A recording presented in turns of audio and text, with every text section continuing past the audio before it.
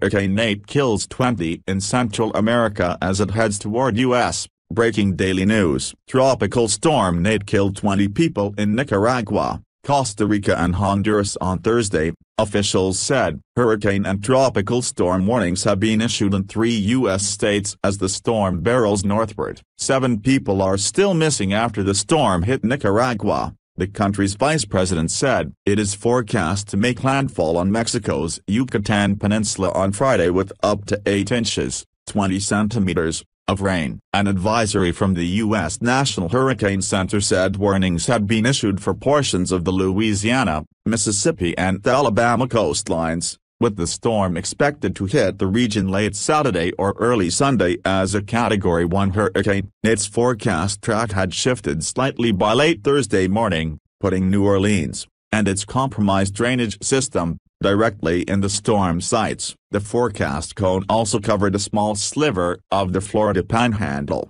where officials still reeling from Hurricane Irma enacted emergency plans. Additionally, offshore oil and gas operators have evacuated personnel from 6 of the 737 manned oil and natural gas production platforms in the Gulf of Mexico, according to the Bureau of Safety and Environmental Enforcement. Unlike drilling rigs, which usually move locations, production platforms stay in the same location during a project. One drilling rig was moved out of the storm's predicted path as a precaution. Rapid intensification possible. Some forecast models had predicted Nate would become a much stronger hurricane and make landfall on the Florida Panhandle, but those models now have fallen more in line with predictions of a landfall along the central Gulf Coast, CNN meteorologist Brandon Miller said. Still, many factors will play a role in Nate's development through the weekend, he said. How much Nate is able to strengthen once it hits those warm waters depends a lot on how intact the center of the storm can maintain as it traverses land, Miller said. If it gets ragged, it will take some time to reform over the ocean, and that will mean less time to gain in intensity. But if it manages to stay together while over Central America, it will be able to take advantage of those warm waters and quickly strengthen, maybe even undergo rapid intensification, he said. Rapid intensification occurs when a storm's maximum sustained winds increase at least 35 miles per hour in 24 hours or less. Hurricanes Harvey, Irma, Jose, and Maria all underwent the phenomenon on their way to becoming major hurricanes earlier this season. New Orleans vulnerable to flooding. New Orleans Mayor Mitch Landrieu met Thursday morning with local, state and federal officials, including representatives of the U.S. Army Corps of Engineers and Louisiana National Guard, to discuss preparations for the possibility of hurricane conditions. His spokeswoman said. The briefing came as the city's unique drainage system continued to experience critical deficiencies exposed during heavy August rainstorms that led to the flooding of several hundred properties. Of New Orleans' 120 drainage pumps,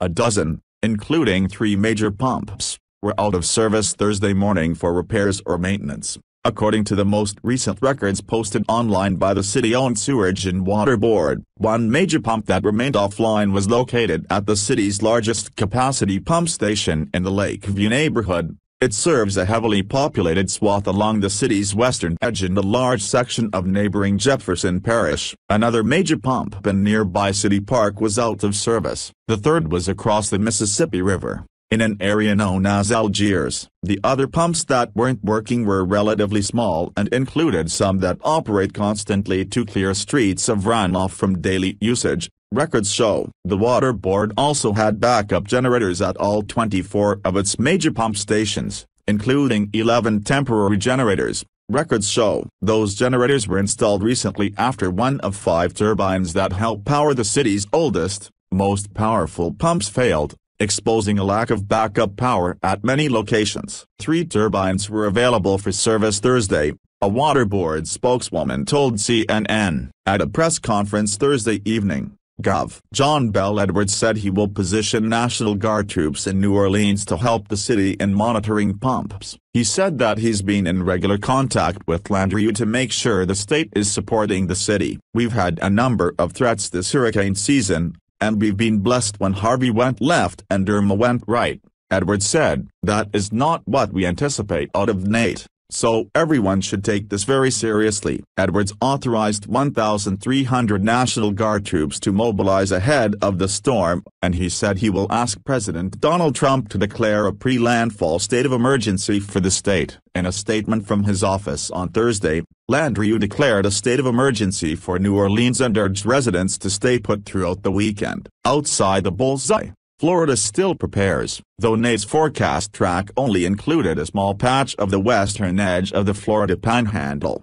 Gov. Rick Scott activated the highest level of his state's emergency response plan. He also encouraged residents to get prepared and stay alert in case the track changes and evacuations become necessary. Just think about your family. Get your 3 days of water, 3 days of food. If you're taking medicine, make sure you have your medicine, he said during a morning news conference. With some parts of Florida still reeling from Hurricane Irma, Scott warned residents not to become complacent. Take these things seriously, he said. In the middle of a storm, you cannot be evacuated. So, if there's an evacuation notice, follow the evacuation notice, and make sure you take these things seriously. Scott declared a state of emergency for 29 counties in order to make sure local governments have sufficient time, resources and flexibility to prepare for NATE. According to a press release from his office, I have continued to be briefed by the Florida Division of Emergency Management on Tropical Storm Nate, and while current forecast models have the storm center west of Florida, we must be vigilant and get prepared, he said. A relentless hurricane season. Nate takes aim in the waning days of the peak period of the hurricane season that has ravaged the United States, the Caribbean. Though the season lasts from June 1 to November 30.